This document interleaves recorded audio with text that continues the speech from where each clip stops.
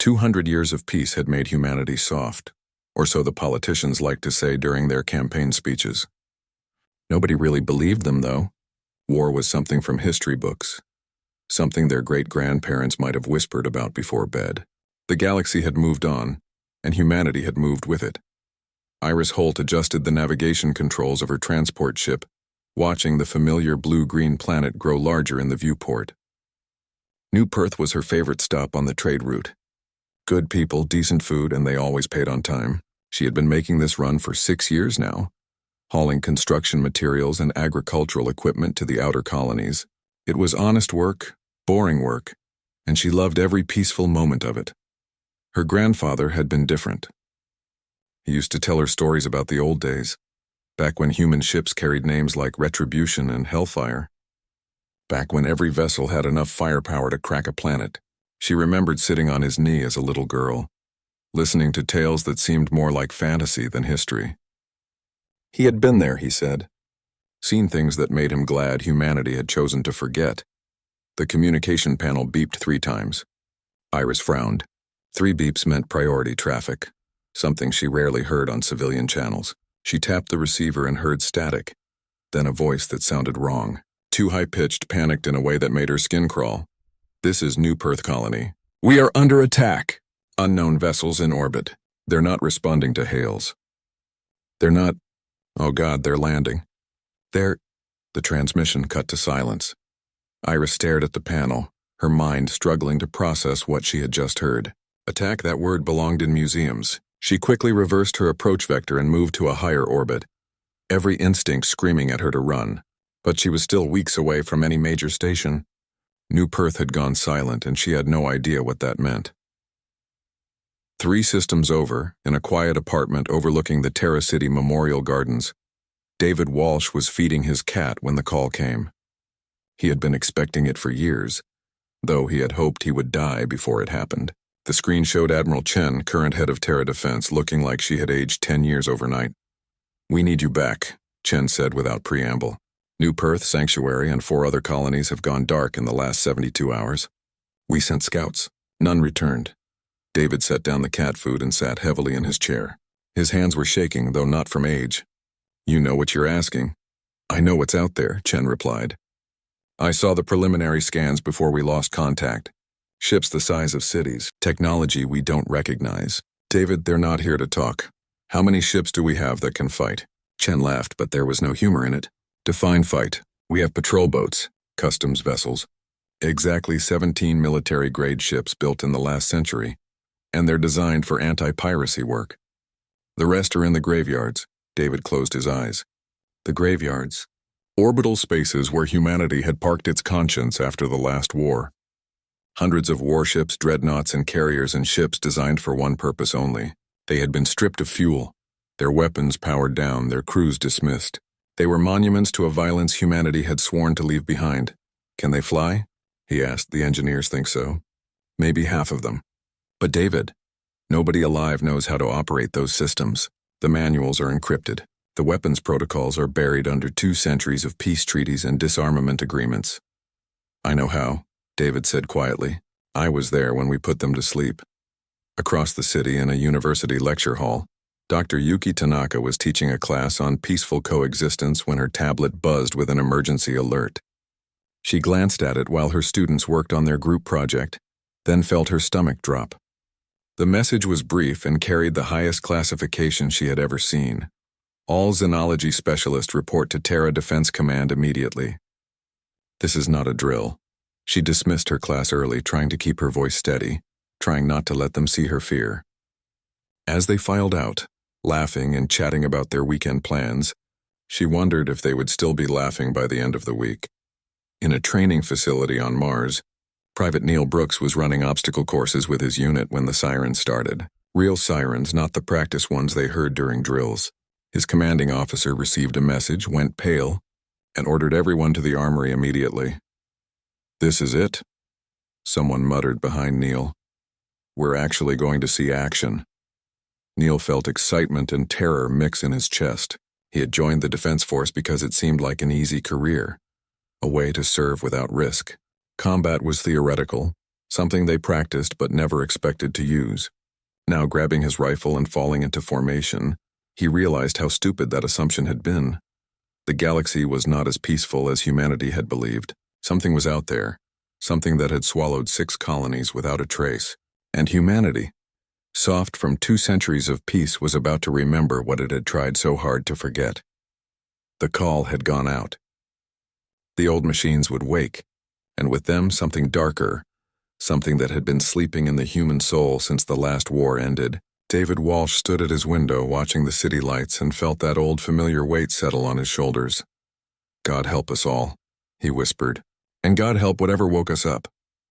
The footage came through 3 days later, and it changed everything. A probe had survived long enough in the New Perth system to transmit 40 seconds of video before it was destroyed. Those 40 seconds played on every screen across human space, and they brought nightmares with them. The ships were organic, if that word even applied. They looked like they had been grown rather than built, all curves and ridges that pulsed with a sickly green light. But it was what they did that made people scream. The footage showed them hovering over New Perth's capital city, extending tendrils that reached down like fingers. Where the tendrils touched, people simply stopped. They stood frozen, eyes wide, mouths open. Then they began to scream, all of them at once, a sound that came through the probe's audio sensors as pure agony. The tendrils glowed brighter. The people collapsed. The ships moved to the next city. Dr. Yuki Tanaka had watched the footage 12 times in the command center briefing room before she finally understood what she was seeing. The other xenology specialists were arguing about technology, about weapons, about how this was possible. She raised her hand and waited for silence. "They're not killing them," she said quietly. "They're eating them. Not the bodies. The minds. The consciousness. Everything that makes them human is being extracted and consumed." The room went silent.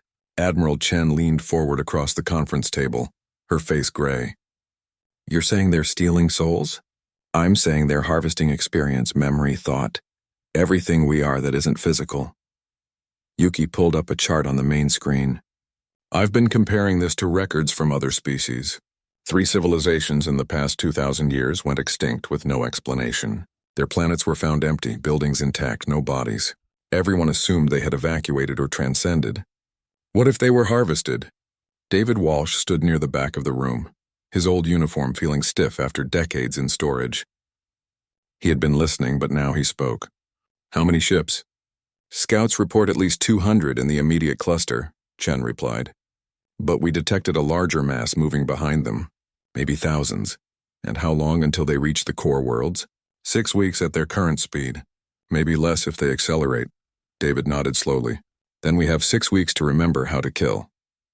The orbital graveyards were cold and silent when the first crews arrived. Iris Holt had volunteered her transport ship for military service within hours of seeing the New Perth footage. Now she floated through the cargo bay of a vessel called the Hammer of Dawn, and felt history pressing down on her like a physical weight. The ship was massive. Her entire transport could fit in one of its launch bays, but it was also dead or close to it. Emergency lights flickered weakly. Frost covered every surface. The air was thin and tasted of rust. Her crew moved through the corridors with magnetic boots, their breath fogging in the freezing air, looking for any system that still held power. "Found the reactor," her engineer called over the radio. "It's been offline for 187 years. Fuel cells are depleted, but the core is intact. Can you wake it? Ask me something easier, like can I raise the dead?" Iris smiled despite everything. "That's exactly what I'm asking." Across the graveyard, hundreds of other crews were attempting the same impossible task. Some ships responded better than others. The older vessels, the ones built during humanity's last major conflict, had been designed for long-term storage. They had backup systems and redundancy that modern engineers found excessive. Now that excess was saving lives. Private Neil Brooks found himself assigned to a ship called Consequence, a dreadnought so large it had its own artificial gravity even when powered down. He and his unit were tasked with checking the weapon systems, though none of them had ever seen weapons like these outside of training simulations. The armory stretched for half a kilometer, missiles the size of buildings, railgun rounds that could punch through a moon, energy weapons that required their own dedicated reactors, and at the very back, sealed behind 3 sets of security doors, weapons marked with red warning symbols and words Neil didn't understand. His sergeant, a woman named Rivers who had actually served on active patrol boats, stood before the sealed doors and shook her head. These are Apocalypse Protocol weapons, banned by every treaty humanity signed after the last war. What do they do? Neil asked. Rivers looked at him with eyes that seemed much older than her face. Things that ensured we won. Things that ensured we couldn't sleep afterward. The first ship to successfully reactivate was a carrier called Defiant Memory. When its reactors came online, lights blazed across its hull and rippled through the graveyard like a wave. On the command deck, David Walsh watched systems come to life that he had personally shut down 2 centuries ago. Nothing had changed. The weapon still worked. The targeting computers still calculated trajectories for maximum destruction. Humanity had tried to evolve, but it had built its war machines too well. "Sir, we're receiving reports from across the fleet," a young officer said. 40 ships are online. Another 60 are in progress, but we have a problem. Just one? David asked. "Crews, sir. These ships need 5 times more personnel than we have available. We're pulling people from civilian life who've never seen combat, never operated military systems. We're assigning transport pilots to warships, scientists to weapon stations. We don't have time to train them properly." David looked out at the graveyard, watching more ships flicker to life one by one. Humanity was scrambling to remember how to be warriors, and they had 6 weeks to do it. 6 weeks before the harvesters, as everyone was now calling them, reached the core colonies where billions of humans lived their peaceful, unsuspecting lives. "Then we'll train them on the way," David said. "Pull every combat manual from storage. Every training simulation. Every tactical recording from the last war. We're going to turn civilians into soldiers, and we're going to do it faster than anyone thought possible. And if we can't..." David didn't answer immediately. He thought about his grandfather, who had fought in the war before the last one, who had told him once over drinks that humans were best at one thing above all others, adapting to kill or be killed, that it was in their nature, buried deep, waiting for necessity to call it forth. "We will," David said finally, "because the alternative is extinction, and humanity has never been good at accepting extinction. The harvesters were coming. Their ships moved through space like a plague, system by system, harvesting every thinking mind they encountered. They had done this for millennia, culling the galaxy periodically, consuming civilizations and moving on. They had no reason to believe humanity would be any different. They were about to learn otherwise. 4 weeks into reactivation, and humanity was learning that forgetting how to make war was much easier than remembering. Dr. Yuki Tanaka stood in the simulation room watching a tactical exercise fall apart for the 3rd time that day. The scenario was simple enough. Intercept a harvester scout ship and neutralize it before it could report back to the main fleet. But the crew kept hesitating at crucial moments, pulling their strikes, trying to communicate when they should have been firing. 200 years of peaceful conditioning was fighting against every tactical lesson they tried to teach. "Stop," she called out, and the simulation froze. The crew members looked at her with exhausted, frustrated faces. They had been civilians a month ago. Teachers, engineers, farmers. Now they wore military uniforms and were expected to kill efficiently. "You're thinking of them as people," Yuki said. "That's your mistake. The harvesters aren't people.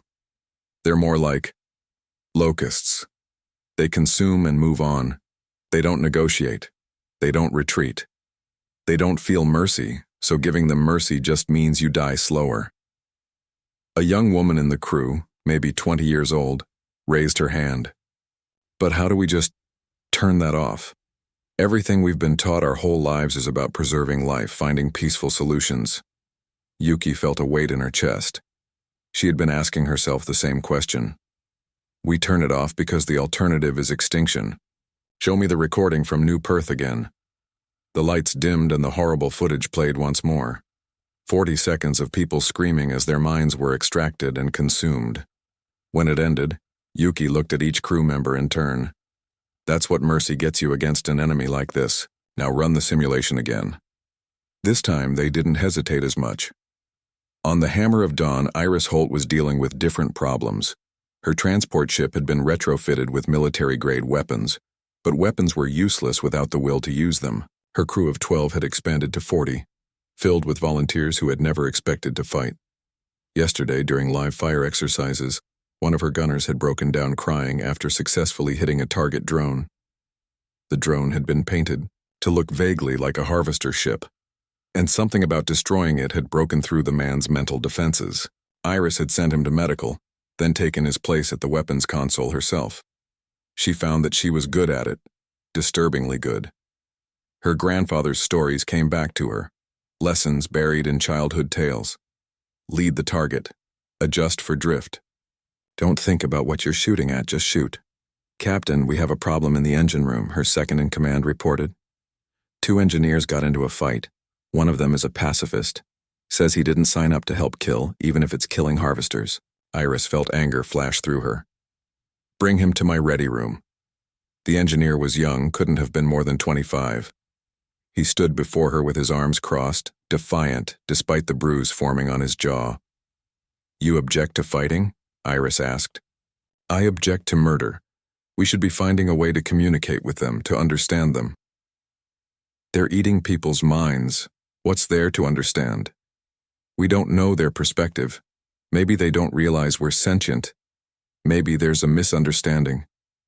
Iris pulled up the new Perth footage on her desk screen. Watch this. All of it. If you can watch this and still think there's room for understanding, I'll transfer you off this ship. But if you stay, you work. Because every engine you repair, every system you maintain, it saves human lives. You don't have to like it, you just have to do it. The engineer watched. His face went pale, then green. When it finished, he was shaking. I'll get back to work, he whispered. Private Neil Brooks had discovered something disturbing about himself. He was good at war. It came naturally to him in a way that made him uncomfortable. The weapon drills, the tactical simulations, the cold mathematics of killing efficiently. He excelled at all of it. His sergeant had already marked him for accelerated promotion. But it was in the classified briefing about Apocalypse Protocol weapons that he found his true calling. The briefing was held in a sealed room, attended by only 20 personnel from the Consequence. David Walsh himself conducted it, and his face was grave as he explained what they were about to learn. These weapons were created during humanity's darkest period, David said. We built them because we were fighting an enemy that wouldn't stop until one of us was extinct. We succeeded. Then we buried these weapons and prayed we'd never need them again. The screen behind him lit up with schematics. Neil leaned forward, trying to understand what he was seeing. It looked like a missile, but the warhead was unlike anything in conventional arsenals. This is called a cascade warhead, David continued. It doesn't just destroy matter. It unravels it at a molecular level and the reaction spreads. One of these can sterilize an entire planet. We built 47 of them. We never used one, thank God. But they're still here, still functional. Why are you showing us this? Someone asked. Because we might need to use them. If the harvesters can't be stopped conventionally, if they push us to the brink, these weapons are our last option, and you 20 are being trained to deploy them if that order comes. Neil felt something cold settle in his stomach. To be responsible for that kind of power, that kind of destruction. It was too much.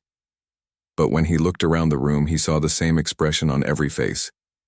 Grim acceptance. They would do what had to be done. 5 weeks into preparation, Admiral Chen called an emergency meeting of all ship commanders. The Hammer of Dawn was close enough to link in via hologram, so Iris stood on her bridge watching Chen's image flicker to life. We've received intelligence from our deep scouts, Chen said without preamble. The harvesters are accelerating. They'll reach the frontier worlds in 1 week, not 2. And there are more of them than we thought. 3,000 ships, maybe more. The number hit like a physical blow. Humanity had managed to get 97 warships operational. 97 against 3,000. We can't win a direct engagement, David Walsh said. He looked older now, the stress of the past weeks aging him visibly. But we don't have to win. We just have to slow them down long enough to evacuate the frontier worlds and fortify the core systems. You're talking about a fighting retreat, another commander said. Ships will be lost, crews will die. Yes, David said simply. This is war. People die in war. The question is how many, and whether their deaths mean something. Iris found herself speaking before she thought better of it. When do we deploy? Chen looked at her hologram. Tomorrow at dawn, all ships make for the sanctuary system. That's where we make our stand. The meeting ended. Iris stood on her bridge looking at her crew. They were terrified. She was terrified. But they were also ready as anyone could be with 5 weeks of training for a war that had been unthinkable 2 months ago. All hands, prepare for departure, she said. We leave in 6 hours. Get some rest if you can. But nobody rested that night. They all knew what was coming. Humanity was about to remember what it had forgotten, what it had tried to leave behind in those cold graveyards. They were about to remember that peace was a choice, not a default state, and that sometimes survival meant becoming the thing you feared most. The old war machines were awake now, and humanity was waking with them. The sanctuary system had once been a hub of art and philosophy, home to 3 billion humans who lived peaceful, contemplative lives. Now it was about to become a graveyard. Iris Holt watched the evacuation ships stream away from the planets below, thousands of civilian vessels carrying everyone they could hold. Not everyone would make it out. There simply wasn't time. That knowledge sat heavy in her stomach as the Hammer of Dawn took position in the defensive line. 97 human warships spread across space in a formation designed 2 centuries ago. David Walsh had pulled it from the archives. The broken blade formation meant for a defensive stand against superior numbers.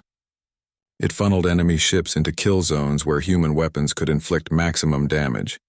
It also meant the ships at the funnel's mouth would be destroyed first. The Hammer of Dawn was positioned right at the mouth. Contact in 30 minutes, Iris's sensor operator called out. Multiple signatures dropping from faster than light. Confirming harvester vessels. Count is still climbing. 200, 500, 800. Iris keyed the ship-wide intercom. This is your captain. You all know what's coming. You all know what they do. Some of you are going to die today. That's just the truth, and I won't lie to you about it. But your deaths will mean something. Every minute we hold them here, more civilians escape. Every ship we destroy is one less harvesting human minds. You didn't ask for this war, but it's here. So let's show these things what happens when you back humanity into a corner. She closed the channel and looked at her weapons officer. Fire as soon as they're in range. Don't wait for my order. Private Neil Brooks sat in the weapons control room of the Consequence, his hands steady on the targeting console despite the fear churning in his gut.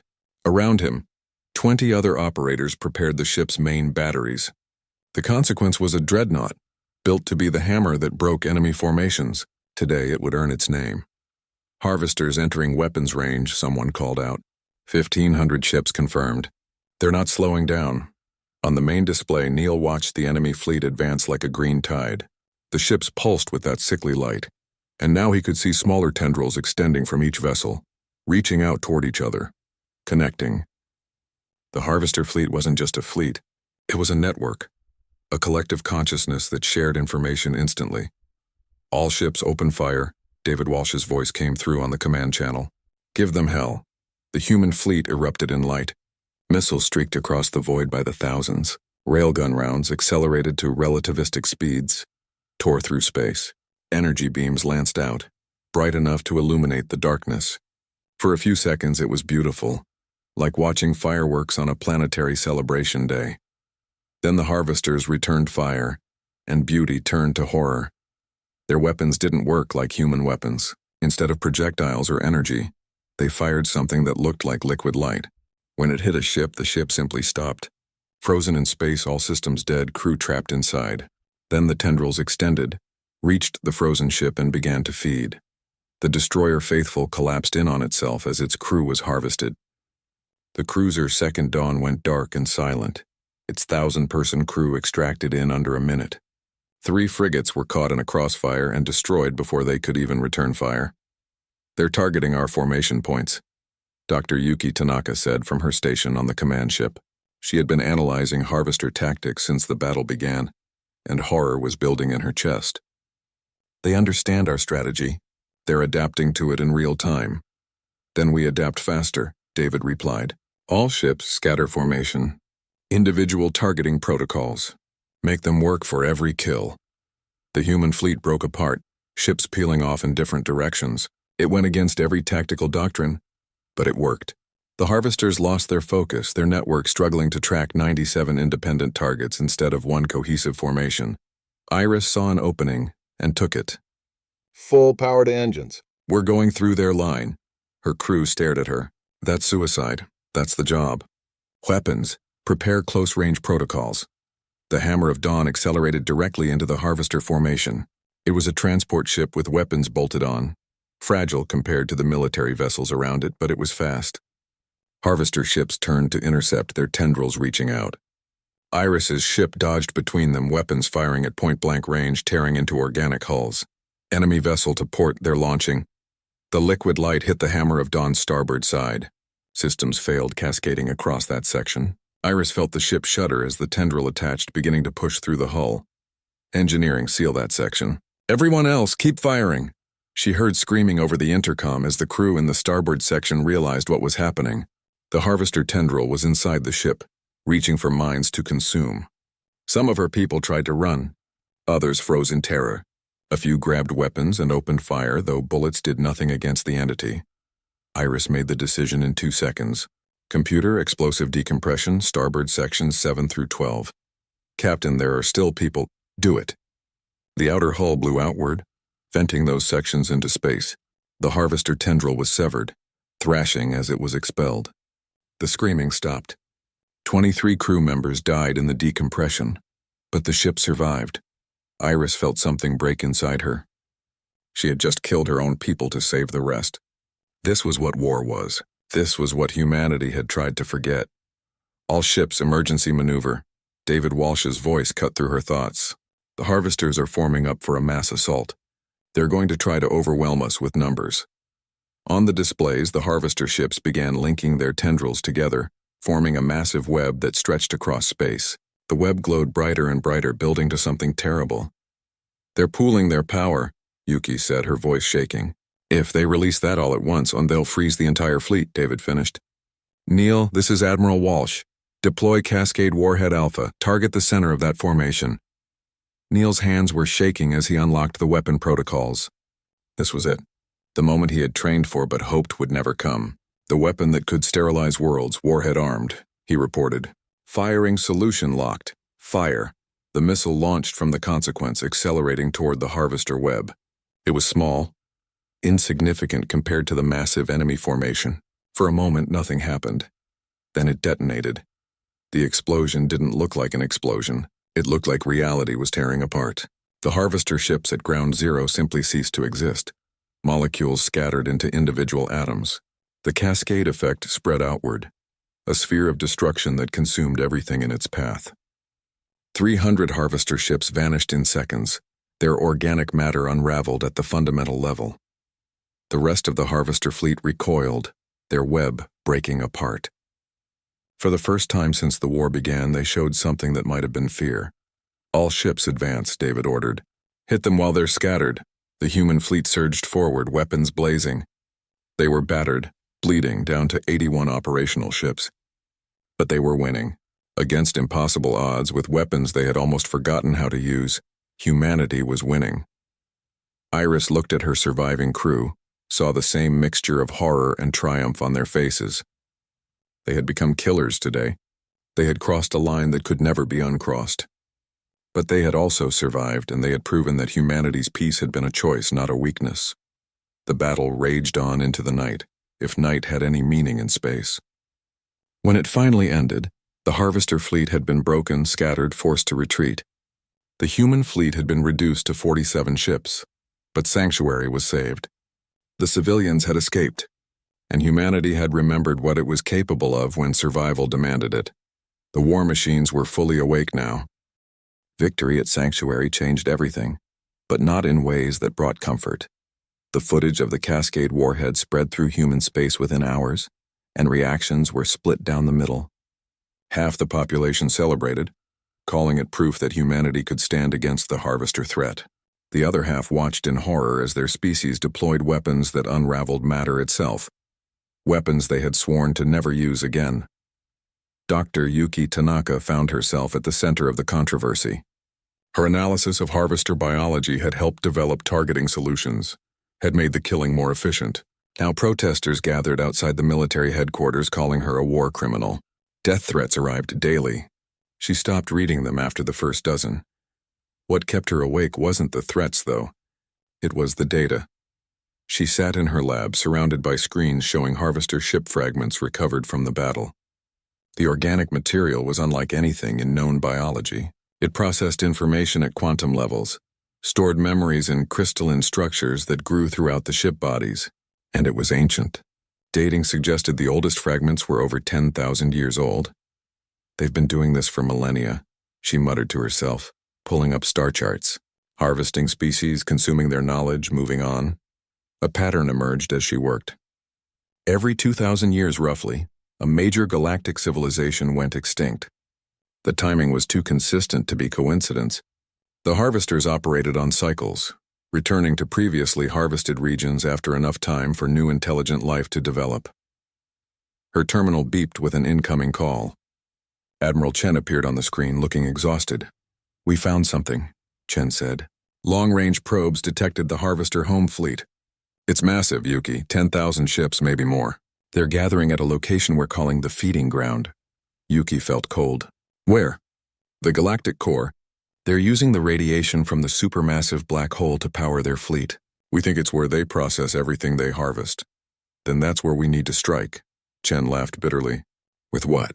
"We have 47 operational warships left. Even with everything being pulled from the graveyards, we might field 200 ships total. They have 10,000. Then we make those 200 count." Iris Holt was not prepared for fame.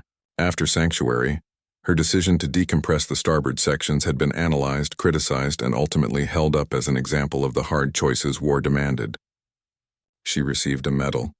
She also received messages from the families of the 23 crew members she had killed. The Hammer of Dawn was in dock for repairs, its hull scarred and pitted from the battle. Iris walked the corridors at night, unable to sleep, seeing ghosts in every shadow. The young engineer who had objected to fighting was among the dead. He had been in Section 9 when she gave the order. "You did what you had to do," her second-in-command said, finding her standing before the memorial wall they had erected for the lost crew. "Did I? Or did I just find it easier to kill 23 people than to risk losing the ship? The harvester tendril would have consumed the entire crew eventually. You saved 400 people. Math doesn't make it feel better. It's not supposed to. That's what separates us from them." The repairs took 2 weeks. In that time, Iris watched other ships arrive in dock, each bearing similar scars. The frigate Dancing Flame had lost its entire bridge crew. The cruiser Morning Star had been boarded and cleared deck by deck in brutal close combat. Every ship had stories. Every crew had ghosts, but they were learning. Each engagement taught new lessons about harvester tactics, about how to kill them efficiently. The knowledge was being compiled into manuals, distributed fleet-wide, refined with each battle. Humanity was becoming expert at making war again, and the speed of the transformation was terrifying. Private Neil Brooks was no longer a private. After firing the Cascade warhead, he had been promoted to specialist and assigned to the Apocalypse Protocol Division full-time. He trained new operators on the weapons humanity had tried to forget, teaching them how to deploy planet killers with steady hands. He was good at it. Too good. The nightmares came every time he closed his eyes, but during waking hours he was calm, efficient, professional. His commanding officers praised his composure. His bunkmates avoided him. "You ever wonder if we're becoming like them?" one trainee asked him during a rare moment of downtime. "The harvesters? No. Like the humans who fought the last war. The ones who built these weapons. They must have been monsters." Neil thought about it. Or maybe they were just people who did what they had to do, and it broke something inside them that never healed. Is that what's happening to us? Yeah, I think it is. The call came 3 weeks after Sanctuary. All ships were to gather at Terra Station for final preparations. The target, the feeding ground. The objective, destroy the Harvester home fleet or die trying. David Walsh stood before the assembled fleet commanders, his uniform crisp despite the weariness in his eyes. Behind him, a holographic display showed the route to the galactic core, a journey of 3 weeks through some of the most hostile space in the galaxy. "We're going to their home," he said, "not to negotiate, not to understand them, but to end them. This will be a war of extinction. Theirs or ours. I won't pretend we have good odds. Analysis suggests we're outnumbered 50-1, but we have advantages they don't. The display changed, showing schematics of new weapons being loaded onto the ships. We've been studying the harvester biology. We know how they communicate, how their network functions. We've developed weapons specifically designed to disrupt it, and we're bringing enough cascade warheads to crack a planet if we have to. A commander raised her hand. Sir, intel suggests there might be other species at the feeding ground. Harvested populations kept alive for some purpose we don't understand yet. If we use planet killers, then they die too, David interrupted. I know how that sounds. I know what that makes us. But if we hold back, if we show mercy, humanity dies, all of us. Every colony, every child, every dream we ever had. I'm willing to carry that weight if it means our species survives. The room was silent. Finally, someone stood. Then another. One by one, every commander in the room rose to their feet, accepting the burden of what they were about to do. Iris returned to the Hammer of Dawn with a crew that had changed. The scared civilians from 2 months ago were gone. In their place were soldiers, hardened by battle, efficient in their duties. They no longer flinched at weapons drills. They no longer hesitated when targeting solutions appeared on their screens. Something fundamental had shifted in humanity. The peaceful traders and artists and philosophers were still there, buried deep, but on the surface was something older. Something that remembered how to survive when survival meant becoming a nightmare. The fleet departed Terra Station in the largest military formation humanity had assembled in 2 centuries. 217 warships carrying 50,000 personnel, armed with weapons that could end worlds. They set course for the galactic core, for the feeding ground, for the final confrontation.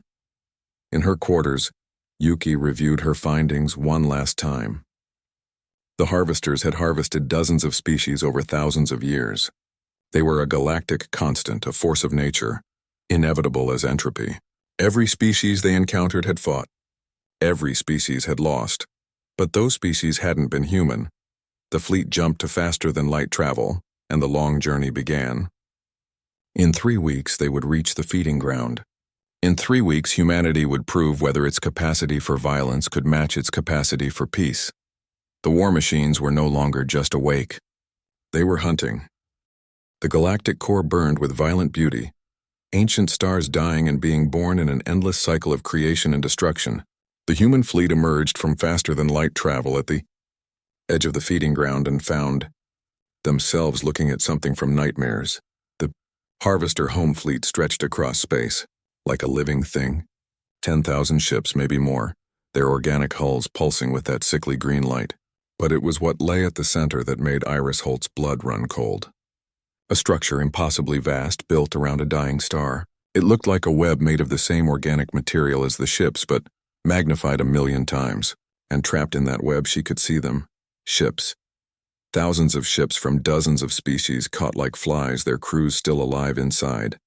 Being harvested slowly, kept conscious, their minds extracted over years instead of minutes to maximize what the harvesters could consume.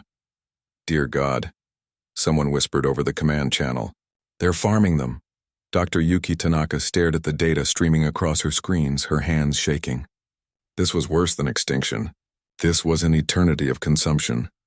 Consciousness preserved in agony for the sake of the harvest. How long have they been trapped? She asked, though she dreaded the answer. Bioscans suggest some of those ships have been there for over 1,000 years, her assistant replied. The crews are still alive. Still aware? David Walsh's voice cut through the horror, cold and professional. All ships, battle formation. We're going in. Sir, the numbers. Someone started. I can count. I can also see what they're doing to those people. We're going in, and we're burning that whole structure to ash. Every ship, arm your cascade warheads. If we can't win, we make sure this place dies with us. The human fleet moved forward. 217 ships against 10,000. On paper, it was suicide. But humanity had stopped playing by the rules of civilized warfare. They had remembered what their ancestors knew. Sometimes survival meant becoming the monster. The harvester fleet moved to intercept, forming that same web pattern they had used at Sanctuary. But this time the humans were ready. The fleet split into 3 groups, attacking from different vectors, forcing the harvesters to divide their attention. Iris led her group straight toward the web structure at the center. The hammer of dawn shook as harvester weapons struck its shields. But she kept the ship on course. Around her, other vessels broke formation, drawing enemy fire, sacrificing themselves to create openings. "We're losing the Morning Star," someone reported. "The dancing flame is gone." "The Resolute is—" "Keep moving," Iris ordered. "We get to that structure or die trying." Private Neil Brooks, now Specialist Brooks, sat at his console with steady hands. Around him, the weapons bay of the Consequence hummed with power, as 40 Cascade warheads armed simultaneously. Each one could sterilize a world. Together they could crack a star. "Target locked," he reported. "Firing solution ready." "Hold," David Walsh ordered. "We need to get closer. I want that structure inside the blast radius." The Consequence pushed forward, its massive frame absorbing hits that would have destroyed smaller ships. Its weapons blazed constantly, tearing through harvester vessels, but for every one destroyed, 2 more appeared. The enemy numbers seemed endless. "Sir, we're being surrounded," the tactical officer reported. "They're forming up for another mass assault. Then we give them something to worry about. All ships, execute Plan Ragnarok." Every human warship suddenly accelerated at full power, charging directly into the harvester formation. It was madness, a suicide run that went against every tactical doctrine. But it worked because the harvesters didn't expect it. They had harvested dozens of species over millennia, and everyone had tried to retreat when faced with overwhelming odds. Humans charged forward instead. The battle became chaos. Ships collided with each other. Weapons fired at point-blank range. Harvester tendrils wrapped around human vessels. But the humans set their reactors to overload, turning their ships into bombs that destroyed everything nearby. Iris watched the Faithful detonate in a sphere of nuclear fire, taking 20 harvester ships with it. The second Dawn, crewed by volunteers who knew they wouldn't survive, rammed directly into a harvester command vessel 3 times its size. Both ships vanished in the explosion. "They're dying for us," her weapons officer said quietly, "buying us time to reach the structure. Then we better make it count. Full power to engines. Ignore the shields, route everything to speed." The hammer of dawn shot forward, its hull buckling from enemy fire, but Iris kept it steady. They broke through the harvester line, and suddenly they were there, at the web structure, close enough to see the trapped ships clearly. Close enough to see faces pressed against viewports screaming silently. "Yuki," Iris called over the command channel.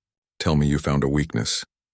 Dr. Yuki Tanaka had been analyzing the structure since they arrived, and she had found something. "The whole thing is one organism. It's like a nervous system spread across space.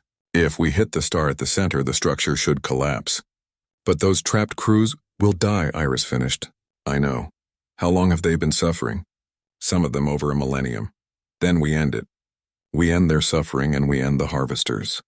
It was the hardest decision Iris had ever made, harder even than decompressing those sections at Sanctuary. She was about to kill thousands of people to prevent millions more from suffering the same fate. The math made sense. The morality didn't. "David, this is Iris. I'm in position. Request permission to fire." "Granted. God forgive us. He won't," Iris replied. "But maybe they will," she gave the order. Every weapon the Hammer of Dawn possessed fired simultaneously at the dying star in the center of the structure. Missiles, railgun rounds, energy beams, everything converging on a single point. Other ships joined in, adding their firepower to the assault. The star, already unstable from whatever the harvesters had done to it, reached critical mass. The explosion was like nothing Iris had ever seen. The web structure vaporized instantly, taking the trapped ships and their crews with it.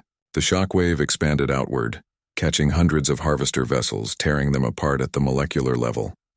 "All ships retreat," David ordered. "Get clear of the blast zone." But the Consequence didn't retreat. Neil Brooks watched his screens as the harvester fleet, disoriented by the destruction of their central structure, began to rally. They were regrouping, preparing to pursue the human fleet. If they escaped, they would rebuild, would harvest again.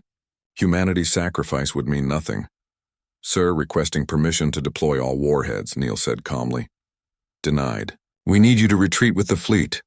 "Sir, with respect, that's not going to happen. This ship took too much damage. Engines are failing. But our weapons still work." There was silence on the command channel. Then David Walsh spoke, his voice heavy. "Granted. It's been an honor serving with you, Specialist Brooks." "The honor was mine, sir." Neil activated the firing sequence. 40 Cascade warheads launched from the Consequence, streaking toward the harvester rally point. He had 10 seconds before they detonated.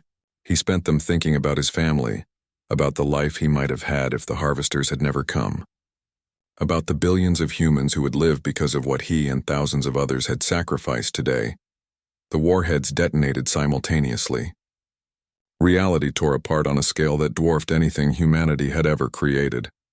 The harvester fleet, thousands of ships strong, simply ceased to exist. The consequence vanished in the blast, along with its crew of 800. The surviving human fleet, reduced now to 63 ships, watched from a safe distance as the feeding ground burned. The structure was gone. The harvester home fleet was destroyed. The war was over, but the cost had been staggering. Over 30,000 human personnel dead, 154 ships destroyed, weapons used that would haunt humanity's conscience for generations, and thousands of trapped aliens suffering for centuries, killed by the very people who had come to save them. Iris sat in her command chair, staring at the expanding debris field. They had won. Humanity had survived, but she felt no triumph, only a deep, aching weariness. "Captain, receiving transmission from Admiral Walsh," her communications officer said. David's face appeared on her screen. He looked ancient, aged years in the past hours. "It's over. The remaining harvesters are scattered.